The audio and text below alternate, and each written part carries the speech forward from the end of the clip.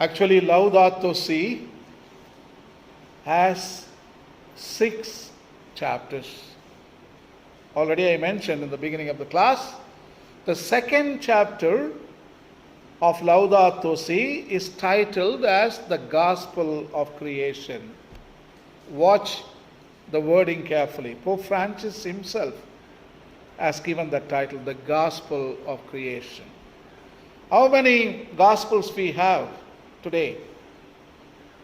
4. Gospel of St. Matthew, Gospel of St. Luke, Gospel of St. Mark, Gospel of St. John. 4. This is the 5th Gospel. Yes. This is the 5th Gospel. Yeah. Laudato Si is the 5th Gospel. So, it talks about God's works in creation. The other 4 Gospels we call the Word of God. Alright? There are 2 books. One is the Book of Words. Another book is called Book of Works. Book of Words, Book of Works. So the Book of Words, we know how to read it. Actually, for the past 10 years, you have been taught very well about the Book of Words. But now this book, the Book of Works, you don't know anything. Nothing. The book is available now. Now it is 5 years old. And you need to read it completely. So because we are going to preach this 5th Gospel for the future generations. Next 500 years, you are going to talk only about this. Yes. Our future depends on this Gospel. This Gospel is completely about the Book of Works. In Book of Words, you have A, B, C, D, E, all those letters. But in the Book of Works, you don't have A, B, C, D. You have mountains, you have got soil, you have got water, air, peacock, snake, the non-living and the living. These are the letters. These are the letters. So you need to open your eyes and read the soil, read the water, read the air, read all forms of life. So that is how you are going to learn. In this presentation, we will provide an introduction to an ecological theology, including the need for such a theology and its basic thesis, and a challenge to priests and Christians to consider their ecological responsibility. You see, ecological responsibility is the part of our own faith. Every Christian is obliged to practice his relationship with ecology and environment in a beneficial way, in a benign way. So far, we have been treating environment or ecology as inferior.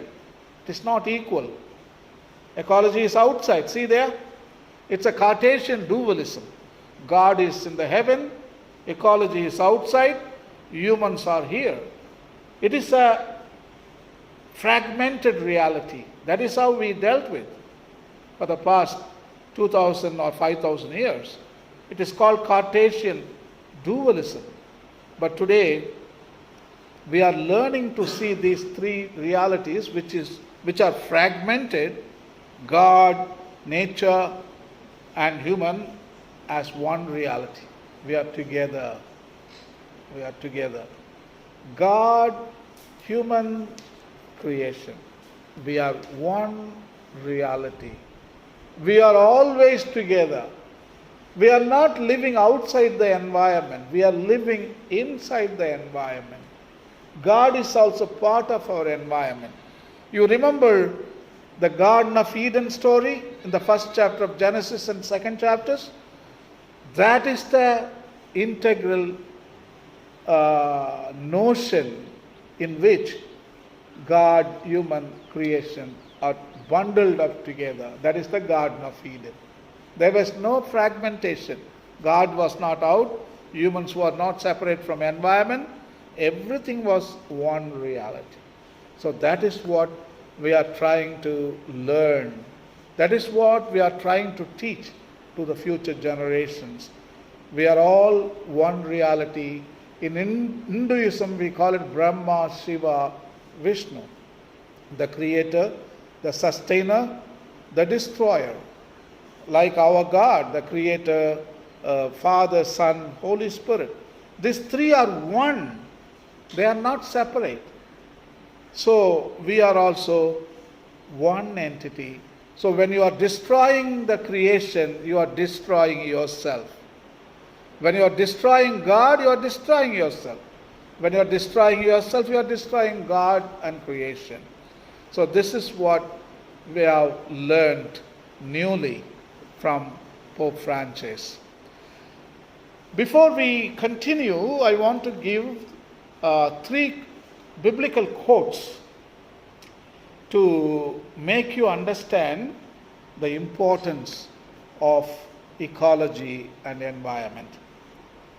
Actually, I told you we should be looking into a new reality, saving the whole world, not only human persons. You save the non-living and the living components of the earth. You save animals, plants, at the same time save humans also.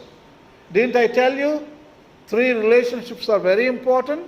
Relationship with God, relationship with the human, relationship with the whole of creation. They should be respected all the time. You can't really snap out in one area. Okay, my relationship with God is not good, but my relationship with the humans are good. No, that's a lie. If your relationship with God is not good, naturally, your relationship with the human will not be good. Also, creation not good. If your relationship with the creation is not good, you are telling only with creation I don't get along fine, but I get along fine with God and human. No, it's a lie. If you are not getting along fine with the creation, your relationship with the humans also falls. Relationship with God also falls apart. So this is how it is becoming integral. So this is how you should be able to see that. So the first text I want to give you is Luke chapter 2 verse 10. But the angel said to them, "Do not be afraid. I bring you good news that will cause great joy for all the people." You see, when you use that word people, you think that is humans. No, that is different. People means the whole universe, the living and the non-living component. Actually, the old translation we used to read when I was a kid in 1960s, "Do not be afraid. I bring you good news that will cause great joy for all the creation." That was the word I remembered. But now they translate it into people, which loses the real meaning. That is sad, how it was translated. But actually it should be creation. Creation includes everything. Creation includes other creatures, plants, soil, water, the living and non-living, including humans. You understand that? Humans also included there. The second text I would like to give it to you is John chapter 3 verse 16, in which we read, "God so loved the world that he sent his only Son, Jesus Christ." See, the Bible is very clear. God so loved the world. But we have been reading the Bible for the past 2000 years. God so loved humans that he sent his only Son. That is how our minds were implying. That's how we wanted to read. We didn't focus on that word, God so loved the world. World includes the non-living and the non-living parts of the natural world, which include humans, animals, and plants. There are only two things in the whole of universe. Only two. Instead of calling things components, only two components. One is the non-living and another one is living. That's it. Nothing else. Only two components filled in the universe. The non-living and the living. The technical word is abiotic and biotic. Biotic came second. Abiotic came first. Non-living came first. The living came second. You understand that? So only two things in the universe. So God so loved the world means He came to redeem. He came to save the abiotic components and the biotic components. The last text I would like to give it to you is Mark chapter 16 verse 15. He said to them, "Go into all the world and preach the gospel to all creation." He could have told, preach the gospel to all humans. Did Jesus say that? He didn't say that. He is very, very careful in the usage and the selection of the words. Gospel to all creation. Creation means again here a biotic and the biotic. Non-living and the living. The humans part of the living component. So Jesus, He need not say go and preach the humans in a separate sentence. No. He already implied preach the gospel to humans. But 2000 years, you know what happened? We preached only to humans. Only to humans. That is a failure of our understanding of the biblical text. So today we have to reread and revision and reinterpret. That is what we need to do here. Reread, revision, and reinterpret. These are the three things you need to do. Or again, see, judge, act with the new vision, with new lenses. So you have got a new lenses today, and now you see the Bible again, you judge the Bible again, you act on the Bible again. You understand that? So these are the three main biblical texts on which we can argue on the ecological mission and the environmental mission of the future church. Now are you convinced? Because the vocation comes from the Bible itself. It is not something I am telling you. It is not that something Pope is telling you. It is not some human is commissioning you.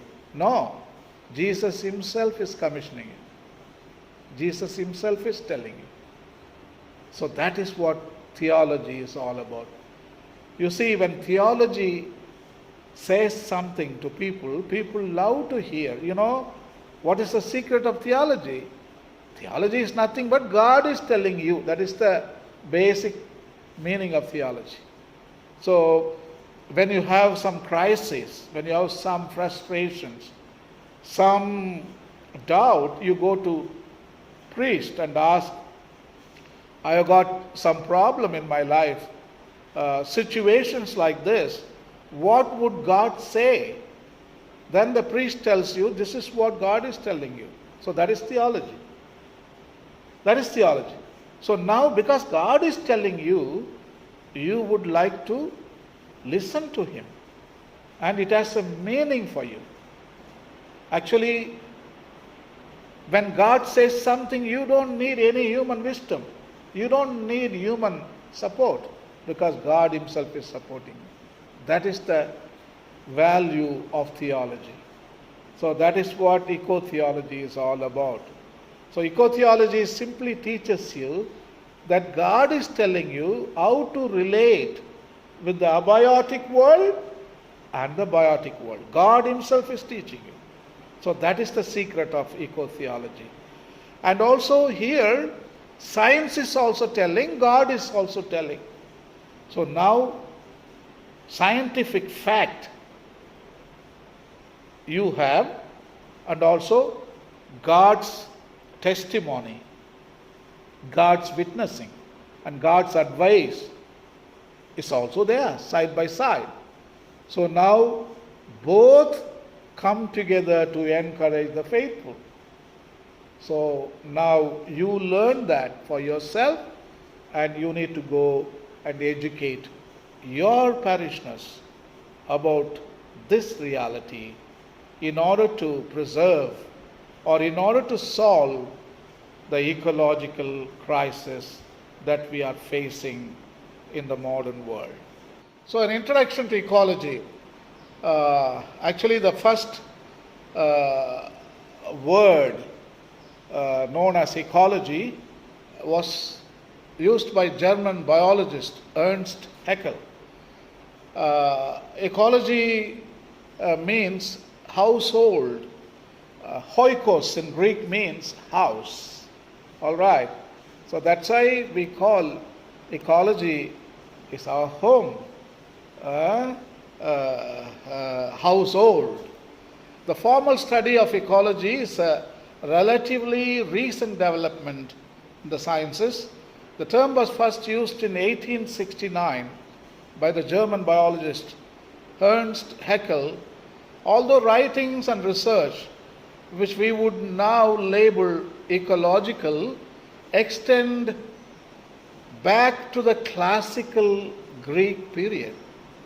Etymologically, the term derives from the Greek oikos, which means house, and may be defined as the study of households, of living organisms together with their interrelationships and the interrelationship with the environment. The best example for ecology is ecosystem. That is the word today widely used by sciences and also by popes and theologians. The ecosystem is the standard descriptive set of analysis. It is an inclusive term used to describe all the life support households of the earth. At the macro level, the ecosystem would comprise the totality of interaction and relationship between the living, the biotic, and non-living, abiotic arenas or components, including all their component subsystems. So ecosystem is the focus of our 3 days discussions. It is equal to heaven. Okay? Ecosystem and heaven, they are synonymous. Ecosystem can be a heaven if it lives in balance. When it goes out of balance, it can become hell. So, heaven can be reduced to hell. Hell can be transformed to heaven. So, that is called ecosystem. Pope Francis, in the paragraph number 140, writes about ecosystem. Ongoing research should also give us a better understanding of how different creatures relate to one another in making up the larger units which today we term ecosystems. We take these systems into account not only to determine how best to use them, but also because they have an intrinsic value independent of their usefulness. Each organism, as a creature of God, is good and admirable in itself. The same is true of the harmonious ensemble of organisms existing in a defined space and functioning as an ecosystem. Although we are often not aware of it, we depend on these larger systems for our own existence. We need only recall how ecosystems interact in dispersing carbon dioxide, purifying water, controlling illnesses and epidemics, forming soil, breaking down waste, and in many other ways which we overlook or simply do not know about. See, Pope Francis is writing about ecosystem services towards the end of the paragraph number 140. Beautifully written. And he is simply telling there are a lot of mysteries in the ecosystem. So far, we didn't know about them. We knew hell, we knew purgatory, we knew heaven, but we never knew what was under our feet, what was in our backyard, our front yard. We didn't know, we were not aware. So today, Pope is inviting all of us to explore our environment, our ecology which is surrounding us. So that is our home. He calls it common home. Everything is connected to everything else. That is the shortest definition of ecosystem. It is a basic ecological thesis that all things are related. In this, ecology adopts a general systems theory epistemology. Stephen Snyder, in his 1976 book, The Genesis Strategy, one chapter is dedicated to this concept that everything is connected to everything else, in which he illustrates this ecological principle with an account of the effect of human actions on the atmosphere. It details how the increased burning of fossil fuel has contributed to a substantial increase of carbon dioxide in the Earth's atmosphere. This in turn has the effect of allowing the surface temperature of our planet to increase. In other words, you see, each human being is polluting and they are releasing carbon dioxide to the atmosphere. Atmosphere is big, but imagine a small human being can destroy a big atmosphere. That is what everything is connected to everything else. So a small human being can destroy a 450-mile tall atmosphere easily. So that is what he is alerting. The second example he is giving is the glaciers, the ice sheet in Alps mountains, they are melting because of one man's actions. See, one man can cause, and also he can send the effect to the ice sheet in Alps mountain, which is about 10,000 kilometers away, and you have a command of destroying that mountain. Such a powerful creature human being is. While the increase seems minimal, that is 0.5 degrees Celsius over the last century, he includes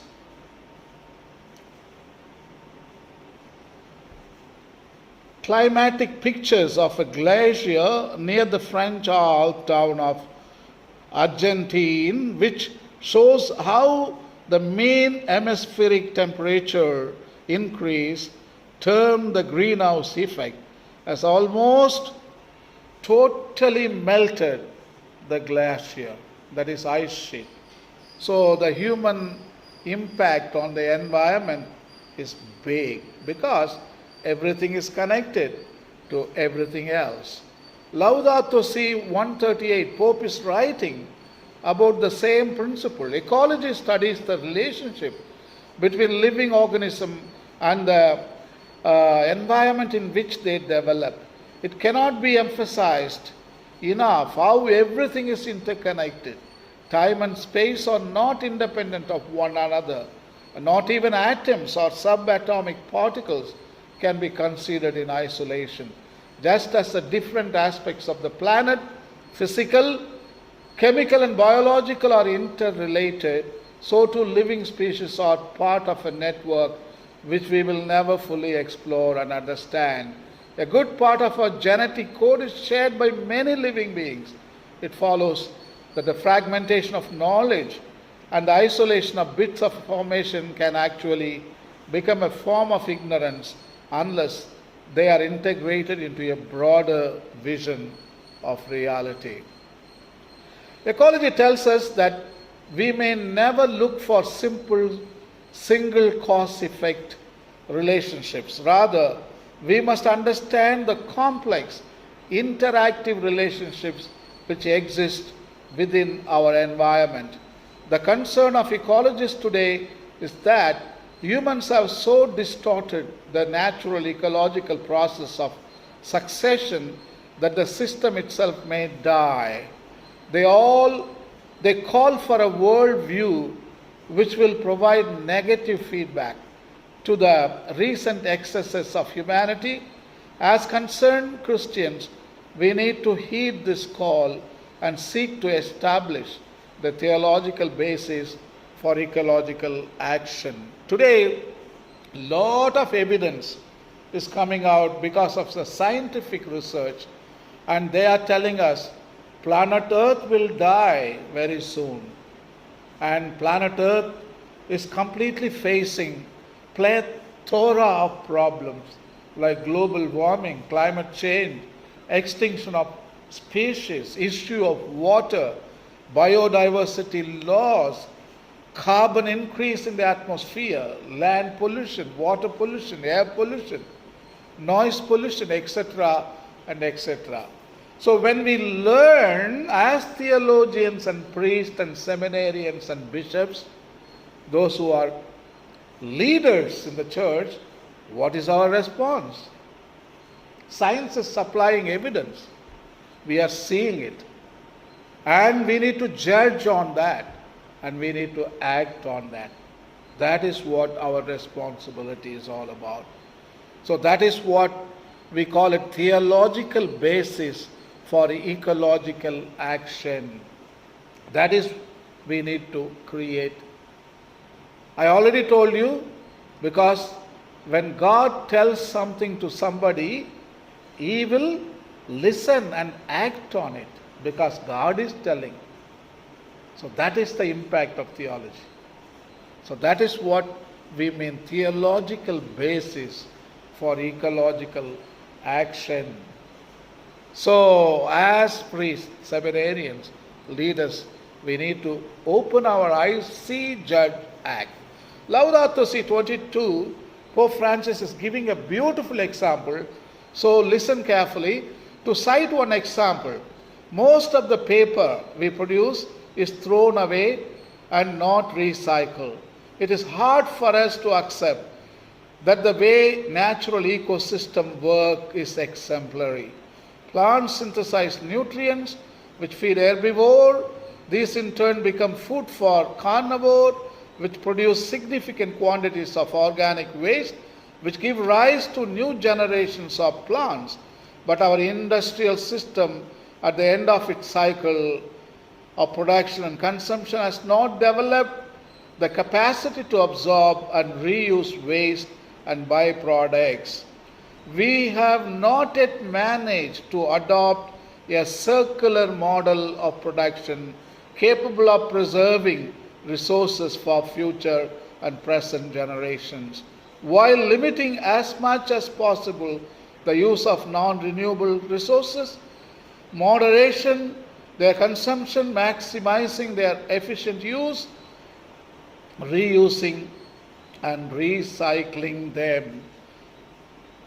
One more time I want to draw your attention to that word which is highlighted in the bold characters, circular model of production. How we recycle and reuse again and again. So today scientists are telling all the resources are depleted forever. There are no resources on the planet. That is what the scientific evidence is all about. So today what we should teach to people is recycle, reuse them. Don't go and dig further resources, because 80% of the resources are lost already to the planet forever. With 20% remaining resources, how our future generations are going to live their life sustainably? They can't. So today we need to listen and see the evidence what scientists are processing to us, and we need to judge and we need to act or create theological basis for ecological action. The need for an ecological theology is very urgent. You know, in 1967, Lynn White Jr., he wrote an article, The Historical Roots of Our Ecological Crisis, in which he argued that Christianity is the cause. Christianity really destroyed the soil, the water, the air. Christian religion was the main cause for the ecological destruction because of their theology, because of their philosophy. Because their theology was telling that exercise with dominion, basing on Genesis chapter 1, verse 26 to 28. So that was the theology we made for the past 2000 years. So people thought it is lawful to dominate the whole natural world. So we destroyed soil, water, air. So Lynn White is finding fault with the Christian theology. The relationship of theology to the modern ecological crisis became an intensive issue of debate in 1967 following the publication of the article The Historical Roots of Our Ecological Crisis by Lynn White Jr., professor of history at the University of California at Los Angeles. After detailing aspects of the ecological crisis, White proceeds to fault Christianity for propagating an anti-ecological understanding of the relationship between humanity and the environment. His criticism is twofold. The first one is basing himself on Genesis chapter 1, 26 and 28. You see, ecotheology can also cause damage if you argue on negative grounds. This is what happened for the past 2000 years. Because we argued basing ourselves on Genesis 1, 26 to 28. So our Christians, they thought it was lawful to destroy the natural world because exercise dominion. Christianity is the most anthropocentric religion the world has seen. Not only established a dualism of man and nature, but also insisted that it is God's will that man exploit nature for his proper ends. In that text now, chapter 1, verse 26 to 28, there are two times God is telling rule over. See in the 26, that they may rule over. Come to the verse 28. See, rule over. In other words, exercise dominion. One time is enough. Already humans, they are ready to rule over. God is telling one more time, reminding them, rule over. Exercise your dominion. Two times. So that is what Lynn White Jr. first criticism is all about. So after reading this text, and when you take rule over text, and then when you make theology, what do you expect? Dominion means exploiting, destroying, controlling, manipulating. This is the meaning of dominion, or ruling over. So that is what we have done 2000 years. So Pope Francis is also admitting in the paragraph number 67. Look here, 1967, Lynn White Jr. is writing the article. See there, 1967. See the paragraph number here. What is the number? 67. That is the coincidence. That is a surprise. Pope is answering in the paragraph 67 to the question asked in 1967. This allows us to respond to the charge that Judeo-Christian thinking on the basis of the Genesis account, which grants man dominion over the earth, that is Genesis 1:26-28, has encouraged the unbridled exploitation of nature by painting him as domineering and destructive by nature. This is not a correct interpretation of the Bible as understood by the church, although it is true that we Christians have at times incorrectly interpreted the scriptures. Nowadays, we must forcefully reject the notion that our being created in God's image and given dominion over the earth justifies absolute domination over other creatures. That is a very good answer from Pope Francis. In other words, he is telling, yes, we have committed a blunder of interpreting wrongly Genesis chapter 1, 26-28. And he continues to respond in the paragraph number 68. This responsibility for God's earth means that human beings endowed with intelligence must respect the laws of nature and the delicate equilibria existing between the creatures of this world, for he commanded and they were created. The laws found in the Bible dwell on relationship, not only among individuals, but also with every living being. You can read the text afterwards from Deuteronomy chapter 22, verse 4 and 6. Along these same lines, rest on the seventh day is meant not only for human beings, but also to other creatures, that your ox and your donkey may have rest. Exodus chapter 23, verse 12. Clearly, the Bible has no place for a tyrannical anthropocentrism unconcerned for other creatures. So Lynn White's second criticism is about the Cartesian and Newtonian dualism. Actually, here Lynn White is criticizing that Christianity encouraged the capitalistic ideas, because dominion means capitalism, high economic growth, especially technology. So that is what Lynn White is criticizing here. Not only theology. Here he says theology okay, but the technocratic paradigm and the capitalistic worldview which Christianity promoted all over the world was the focus of Lynn White's criticism.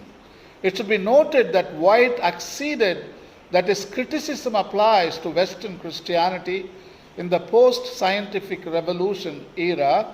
In this regard, it may be more accurate to indicate that White is not necessarily criticizing Christian theology per se, but Christian thought which improperly imbibed the Cartesian Newtonian worldview. Indeed, White concludes his article with the challenge to the theologians to present an alternative Christian view which is ecological. Since the roots of our trouble are so largely religious, the remedy must also be essentially religious. See, it's so beautiful text that Lynn White is providing for us. Actually, is appealing to the theologians like you and me to offer an alternative view in which man and nature can coexist in balance. And also he is talking, you see, in the first place, religion was the cause, especially Christianity was the cause for most of the ecological problems happening today. So the same religion should also become a remedy and a solution. And you and me, we become the part of the remedy and the solution.